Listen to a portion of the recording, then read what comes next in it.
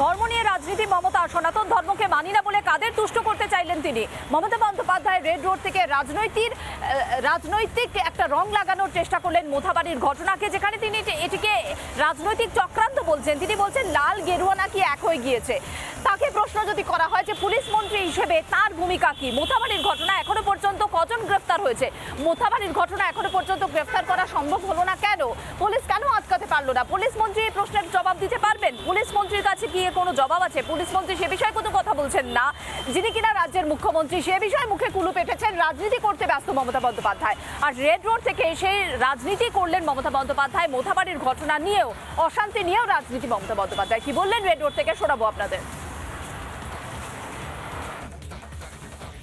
हर religion के लिए, हर cast के लिए, हर क्रीड के लिए, हर कम्युनिटी के लिए, हर परिवार के लिए हमारा जिंदगी आपके लिए, आप सलामत रहे तो हम सलामत रहेगा, ये आपको मालूम होना चाहिए।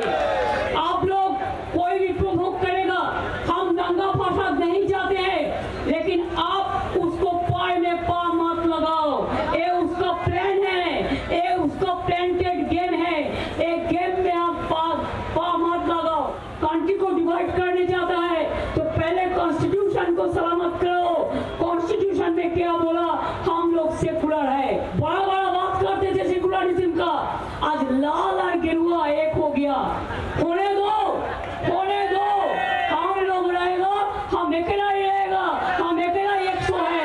हम लोग लड़ते हैं जिंदगी से, हम लोग लड़ते हैं हमारा जान से।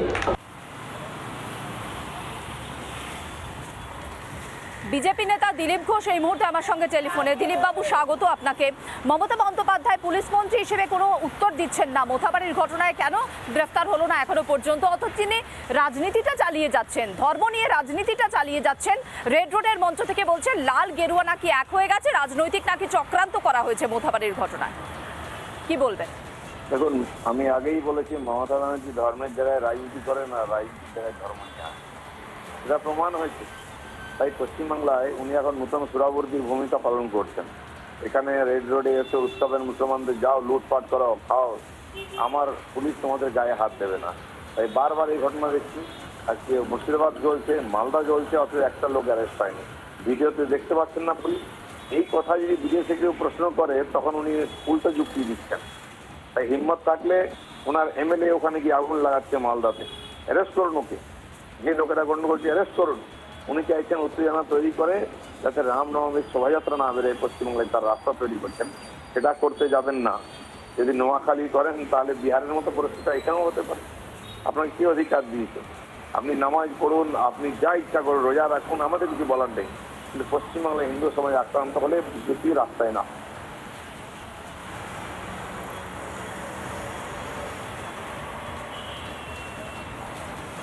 ধন্যবাদ দিলীপ বাবু। মমতা বন্দ্যোপাধ্যায় যে ধর্ম নিয়ে রাজনীতি করছেন রেড রোড থেকে, যেখানে তার উত্তর দেওয়ার কথা যে পুলিশ মন্ত্রী হিসেবে কি কাজ করেছেন তিনি, মুখ্যমন্ত্রী হিসেবে তার প্রশাসন কি কাজ করেছে, যেখানে একটাও গ্রেফতারির এখনো পর্যন্ত খবর নেই, গ্রেফতার করতে কিসে আটকাচ্ছে মমতা বন্দ্যোপাধ্যায়কে, এ বিষয়ে কি বলছেন অভিষেক বন্দ্যোপাধ্যায়, শোনাবো আপনাদের। আমরা বিশ্বাস করি ধর্ম যার যার উৎসব সবার। আপনাদের পরিবারের সবার আগামী দিনগুলো আনন্দময় হোক, সমৃদ্ধশালী হয়ে উঠুক। এবং তার সাথে সাথে আমি আশা করি এই সম্প্রীতির বাংলায় যারা বেশ কিছুদিন ধরে আগুন নিয়ে খেলা করে আমাদের বাংলাকে অশান্ত করার চেষ্টা করছে। বিজেপি সাংসদ খগেন মুর্মু এ বিষয়ে কি বা বলছেন, শুনুন। যারা জিহাদি যে সমস্ত সংগঠন এখানে কাজ করছে, সেই জিহাদি সংগঠনগুলোকে ধরছেন না কেন? সংগঠনের সঙ্গে যুক্ত যারা প্রকাশ্যে এই সমস্ত সনাতনী ধর্ম বিরোধী কথাবার্তা বলছে, স্লোগান তুলছে, হিন্দুদের জবাই করার কথা বলছে, এই সমস্ত জিহাদিদের এখনো পর্যন্ত তাদের অ্যারেস্ট করছেন না কেন? তাদের বিরুদ্ধে কঠোর ব্যবস্থা নিচ্ছেন না কেন? আসলে উনি এই সমস্ত কথা বলে মানুষকে উনি একটু বোঝাতে চান যে আমি নিরপেক্ষ। আসলে উনি নিরপেক্ষ নন। সিপিএম নেতা সুজন চক্রবর্তী আমার সঙ্গে টেলিফোনে। সুজন বাবু, স্বাগত। মমতা বন্দ্যোপাধ্যায় পুলিশ মন্ত্রী হিসেবে মুখে কুলু পেটেছেন। মোথাবাড়ির ঘটনায় এখনো পর্যন্ত কাউকে গ্রেফতার করা যায়নি। অন্যদিকে এ নিয়ে রাজনীতি শুরু করেছেন। রেড রোড থেকে তিনি বলছেন লাল গেরুয়া এক হয়ে গেছে, এই ঘটনায় রাজনৈতিক চক্রান্ত হয়েছে বলে অভিযোগ করছেন মমতা বন্দ্যোপাধ্যায়। কি বলবেন? প্রথমত, রেড রোডে ঈদের নামাজে রাজনীতির ভাষণ দেওয়াটাকে অসভ্যতা বলেই বিবেচনা করা উচিত। এই অসভ্যতা মুখ্যমন্ত্রী যেভাবে আগে করেছেন এখনো করছেন, এটা খুবই বিপজ্জনক। উনি এক সময়তে যা বলেছেন আজকে সেই কথাগুলোর কার্যত কোনো উত্তর দিতে পারছেন না। 10,000 মাদ্রাসা অনুমোদন করবার কথা যিনি বলেছিলেন তিনি ধরা পড়ে গেছেন। ধরা পড়ে গিয়ে এখন ডাইভার্ট করার জন্য এদিক ওদিক নানা কথা বলছেন। ওরা কি মিটিং এর রাজনীতি ভাষণের জায়গা কম পড়ে গেছে যে ঈদের নামাজে রাজনীতি ভাষণ যা উনি করছেন? আর ওই যে লাল অমুক তমুক ইত্যাদি ইত্যাদি, যতক্ষণ পশ্চিমবাংলায় বামফ্রন্ট ছিল ততক্ষণ পর্যন্ত দাঙ্গা বাজরা মাথা তুলে কথা বলতে পারেনি। জানতো সবাই, গোটা দেশ জানে কি কথা বলছেন উনি। বরঞ্চ তৃণমূলের আমলে, তৃণমূলের প্রশ্রয়ে বিজেপি করে উঠেছে। ফলে দাঙ্গাবাজরা কখনো বিজেপির সঙ্গে থেকেছে, কখনো তৃণমূলের সঙ্গে। আপনি ব্যারাকপুরে তাকান না, আজকে উনি ব্যারাকপুরে বিজেপিকে অভিযুক্ত করছেন। সেই বিজেপির বাহিনীর নেতা অর্জুন সিং তৃণমূলের নেতা, কখনো তৃণমূল কখনো বিজেপি। বলছেন যে রাজনীতিটা করছেন মমতা বন্দ্যোপাধ্যায় ধর্মীয় অনুষ্ঠানে, যেটা একেবারেই কাম্য নয়। ধন্যবাদ সুজন বাবু।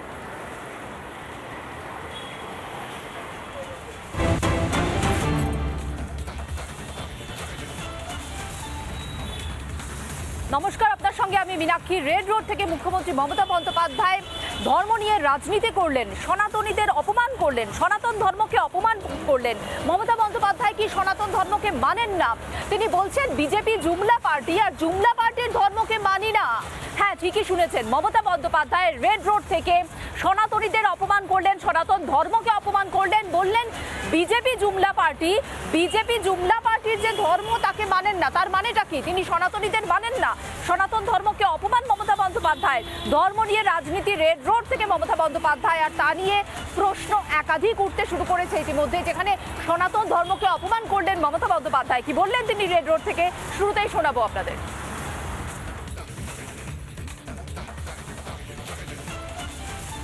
हमको गाली देता है, दे दो जितना भी मर्जी, हम उसको केयर नहीं करते हैं। आपको दुआ में हम भी शामिल है, हमारा भी दुआ मिल गया। हम भी हर रोज प्रे करते हैं, हर धर्म के लिए, हर कास्ट के लिए, हर कम्युनिटी के लिए, हर किट के लिए। इसी के लिए करते हैं कि हमारा एक शायरी है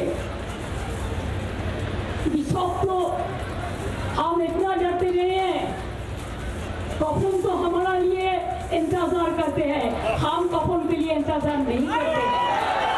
आपको पता होना चाहिए। इसी बात के लिए हम कहेंगे चेंज करो कॉन्स्टिट्यूशन, तो आप तो डिवाइड कर सकते हो। जब एपीजे आलम था हमारा देश का राष्ट्रपति, कौन था? हिंदू ना मुस्लिम। नेताजी सुभाष चंद्र बोस का साथ शाहनवाज खान जब लड़ाई किया था, कौन थे वो? हिंदू ना मुस्लिम। इकबाल ने जब लिखा सारे जहां से अच्छा हिंदुस्तान हमारा, वो कौन थे? हिंदू ना मुस्लिम। पूछिए लोगों को, आर्मी में जो काम करते हैं उसको एक ही आइडेंटिटी रहता है, वो हिंदू हो, चाहे मुस्लिम हो, चाहे सिख हो, चाहे ईसाई हो। देखो रामकृष्ण ने क्या बोला, देखो स्वामी विवेकानंद ने क्या बोला। हम रामकृष्ण का धर्म मानता है, स्वामी विवेकानंद को धर्म मानता है, लेकिन हम जानबूझ के एक गंदा धर्म जो इसने बनाया, जो एक जुमला पार्टी ने बनाया, वो धर्म को हम नहीं मानता है। वो तो हिंदू धर्म का खिलाफ में है, और हिंदू ने आपको खिलाफ में नहीं है, और क्रिश्चियन आपका खिलाफ में नहीं है। कुछ कुछ पॉलिटिकल लीडर है जो इसमें सौदागारी करते हैं, सौदा करते हैं, उसको सौदा का दुकान हम बंद कर देगा अगर आप लोग सब एक साथ में रहेगा। নানা ধরনের কন্টেন্ট দেখার জন্য লাইক করুন, শেয়ার করুন আমাদের ফেসবুক পেজ, সাবস্ক্রাইব করুন আমাদের ইউটিউব চ্যানেল। পাশাপাশি অন্যান্য ব্রেকিং নিউজের জন্য অবশ্যই চোখ রাখুন রিপাবলিক বাংলায়।